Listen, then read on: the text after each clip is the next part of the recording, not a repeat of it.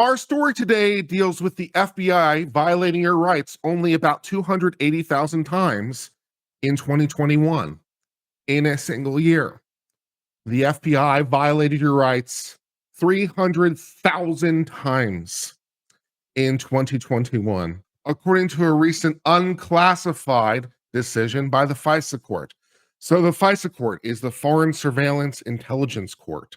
It is secret, and it does its proceedings in secret. So it doesn't normally release opinions publicly. Normally, all they do, though, is grant search warrants. So they are kind of secret in the same way a federal magistrate would be secret, because search warrants are typically secret. But they're for the foreign intelligence stuff.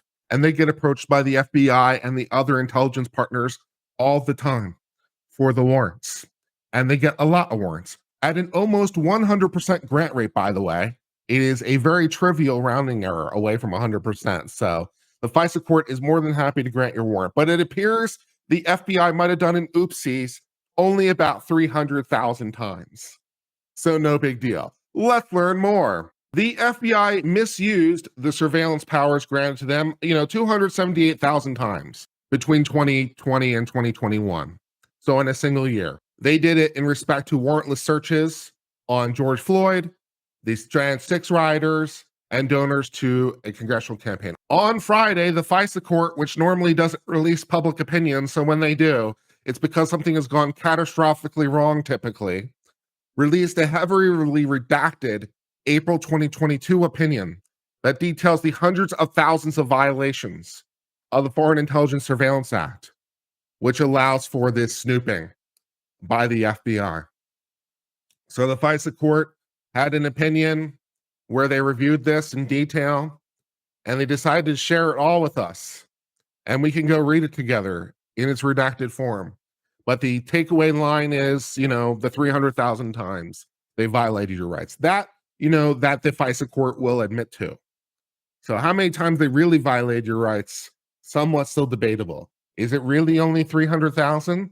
Or is that just the most egregious cases where they could all agree that it was done wrong? How many cases are more borderline, a little bit sketchy? How many more? Probably some more. The feds were found to abuse the law in a persistent and widespread manner. Wow. You gave the FBI this unchecked power, and the FBI used the unchecked power. Who could have ever seen that coming?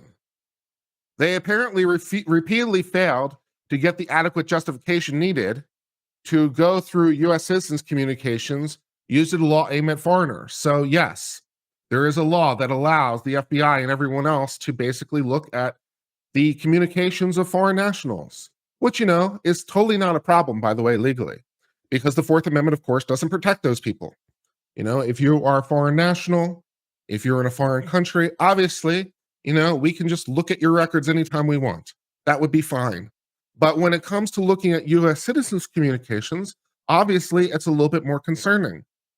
And how connected do you really have to be to the foreigner? And the answer is, well, like 3 steps removed, which basically is everyone in the United States. You are absolutely positively connected to someone doing something illegal by 3 steps of separation. You obviously don't know who those people are. You would have no reason to know that. But you definitely know a guy who knows a guy who is doing something illegal in this world. Because, well, when you just start thinking about how many people that is, once you go 3 levels removed, of course you are. So if we can sweep in, everyone because of the 3 steps removed, well, that might be a problem. The relevant law is supposed to permit the federal government to spy on communications belonging to the foreign nationals outside the United States, which, that would be fine. No Fourth Amendment problems there. That would be fine. You can do that. Those communications can, of course, sweep up phone calls, texts, and emails with U.S. persons, which is where we get a little bit more concerned when it comes to the Constitution. The FBI, CIA, NSA, and everyone else on the face of this earth, all 14 intelligence agencies that we have in this great country of ours, I can't even keep them straight how many we have, but we've got a lot of them. They can all search these communications without a warrant. Because, again, to the extent that they're foreign nationals in another country, the Fourth Amendment is a non-issue. So, that would be fine, but, well, how about the U.S. citizens, though? According to, the intelligence community, this information is not actually stored, despite it being in a database.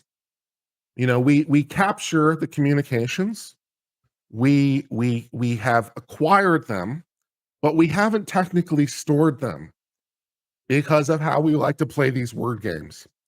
It's only actually considered as stored if it's used by analysis. So if we merely acquire the information and hold on to it, but we don't look at it, we haven't stored it. That's what we're going with. And while foreign communications, of course, are fair games, the feds can search 3 levels down: who the suspect talked to and who they talked to. The 3 levels down. So again, do you know a guy who knows a guy who is breaking the law? Yes, I guarantee you do. Do you know a guy who knows a guy who is breaking international law? Of course you do. Because the whole 3 steps removed, if you know 100 people and each of those 100 people know 100 people who know 100 people, well, yeah, that covers a lot of ground. Although the law is not supposed to be used to surveil American citizens, the government has used this data to do exactly that. Because of course they have. These communications can then be used to prosecute people for crimes, and they have been, that we obtained without the warrant because we were looking at foreign communications. But what's this, an American citizen? Well, we got their data too. No Fourth Amendment promise to be seen here. This power is set to expire at the end of the year unless Congress renews it, which of course they absolutely 100% will. With this looming deadline, the now unclassified court document adds fuel to the arguments that the government may abuse these powers. Wow. The government has been given this power to look at the foreign nationals and their friends and their friends and their friends. And amazingly, no one could have possibly seen this coming.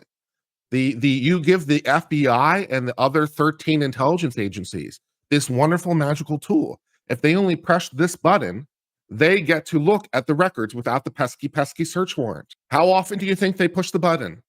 Fairly frequently. Who could have possibly seen that coming? Only literally everybody. But here we are. These abuses have been going on for years, and despite changes to the FBI practices, they continue. Yeah, the FBI has reformed itself as it has several times in the past. When it gets caught up in these sorts of scandals, which happens from time to time, they do the reforms. But amazingly, the reforms seem to not prevent them from abusing it. It's like we fixed the problem, but they always find new ways to circumvent the problem because you gave them this wonderful authority. It's like we promised, we have pinky promise, crossed our heart that we will never abuse these problems ever again. The FISA court opinion details the FBI queries run on thousands of individuals, which includes 133 people arrested at the George Floyd protests and 19,000 donors to a congressional campaign. Because they know a guy who knows a guy who knows a guy. Because of course they do. In the latter, the analysis who ran the query advised the campaign that was a target of a foreign influence, but determined that only 8 identifiers used in the query had sufficient ties to foreign activities. So how connected do you need to be in this daisy chain? Like, how much do you need to know a guy who knows a guy who knows a guy? And as it determines, apparently we're willing to even bend that standard too. Maybe you once talked to someone at a bus stop. That's close enough to us. You sat down to someone on the bus stop and had to talk about the weather. You're a contact now. Sure. Or Black Lives Matter protest division determined that the FBI queries were not reasonably likely to retrieve foreign intelligence communications. Wow, we used the magic button that solved all of our problems, and we abused the magic button that solved all of our problems. The Fourth Amendment sure is inconvenient. Let's push the magic button again and again and again. Additional significant violations of querying standards occurred in search related to January 6th, domestic drug and gang investigations, and domestic terrorism probes. It has been said that 23,000 queries were run on people suspected of storming the Capitol. So yeah, maybe we have acquired the records, but we haven't stored them. even though we've acquired them and we're holding them and they're in our database, but they're not stored. That's critical. You have to understand that. They're not stored. But then when we searched them, and it just so happened that a guy who knew a guy who knew a guy who had been involved in January 6th. What are the odds? Basically 100%. Yeah. While the FBI said it has implemented several changes to prevent the abuse, including better query training and stricter approval requirements for sensitive searches, like those involving American elected officials and journalists. Hey, the FBI would really like to spy on the journalists, because the journalists sometimes talk to people, like off the record, and we'd like to talk to them, and we'd also like to spy on Congress, because, that doesn't raise any implications at all with the executive branch spying on the legislative branch. That doesn't raise any serious constitutional separation of power crisis questions. Oh, no, but we're doing it anyway. But, the opponents have suggested that maybe the FBI's pinky promise really shouldn't be relied on. And maybe Congress should look at this and, maybe evaluate whether this is a good idea in the first instance. Even with a long history of FBI abuse, which, basically, yeah, the FBI has been abusing its power basically since it's been constructed, which, to be fair to the FBI, is not just a special FBI problem. The government in general likes to push its powers to the limit. One of the reasons I hate Chevron so very, very, very much, because they are like, if I push this button, I get more power, and it will allow me to do good things for the greater good. And like many roads to hell, it probably was started with the best intentions. It probably was. Someone pushed the button for what were very, very good reasons. Undoubtedly, it's true. And then the reasons became a little less good, and a little less good, and a little less good. And we slide down the slope until suddenly we're a tyrant. So just this one time, we promise we can stop any time we want. Yeah, maybe you have a problem. Maybe it's time to go to whatever the AA equivalent would be. Intelligence Abusers Anonymous. Hi, I'm the FBI. Hi, FBI. Today, I only abused 30,000 people's rights. Oh, what a triumph. You're making such progress. The systematic misuse of the warrantless surveillance tool has made the relevant law as toxic as other abuses of the Hoover administration, which, I think is fair. Although, of course, modern technology makes it more in sort of its quantity. So we're able to do a lot more with the abuses. We're able to affect a lot more people than the abuses, but in sort of its overall arcing principle, yeah, that sounds about right.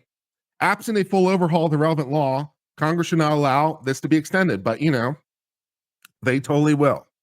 So good things to look forward to. Thus, that brings us to the end of discussion about how the FBI only violated your rights 300,000 times in the 2020 to 2021 period. In 1 year, 300,000 times. It's almost 1,000 times a day. That's a lot, hey. What's a couple hundred violations every single day? What is 100 violations every single business hour, every single day, 365 days a year? What is 100 violations every single hour for 8 hours every single day look like? About like this. And the FBI has been doing this for only the best of reasons, don't you know? And has been doing it 300,000 times and spying on politicians, journalists, protesters, all kinds of people from records that they had, but didn't store. Really important that you understand that, not stored.